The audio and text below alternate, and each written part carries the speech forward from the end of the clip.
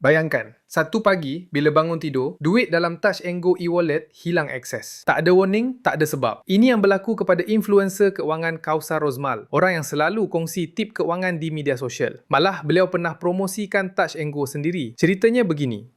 Pada 11 November, akaun beliau tiba-tiba disekat. Tak ada notifikasi, tak ada email, tak ada sebab. Pada 13 November, bila beliau hubungi Touch and Go, jawapan yang dapat cuma, kami tak boleh berikan jawapan. Pada 14 November, Touch and Go minta dokumen dan Kausar terus berikan semua dokumen yang diperlukan. Mereka janji 5 hari selesai, tapi seminggu pun tak ada satu perkembangan. Bermula 24 hingga 27 November, beliau call setiap hari. Status tetap masih tiada jawapan, walaupun transaksi semuanya bersih. Lebih pelik lagi, pada 28 November, tiket aduan ditutup, akaun masih suspend dan alasan mula berubah-ubah. Sekejap fraud, sekejap akaun duplikat. Dan hari ini, selepas isu viral, barulah Touch and Go keluarkan kenyataan rasmi. Mereka cuba shift the blame dengan menyalahkan percubaan buka akaun kedua menggunakan IC yang sama. Seolah-olah Kausar sendiri yang buat. Padahal kalau itu kerja scammer, itu bermakna sistem security Touch and Go sendiri teruk dan lebih mudah menyalahkan pengguna daripada mengakui kelemahan security mereka sendiri. Kesimpulan, masalahnya bukan pada pengguna. Masalahnya ialah Touch and Go yang gagal lindungi identiti, gagal beri jawapan konsisten, gagal pulihkan akses duit pemilik sendiri dan bila terdesak, mereka salahkan mangsa. Susah nak percaya platform keuangan yang boleh lesapkan duit kita tapi tak boleh jaga keselamatan sistem mereka sendiri.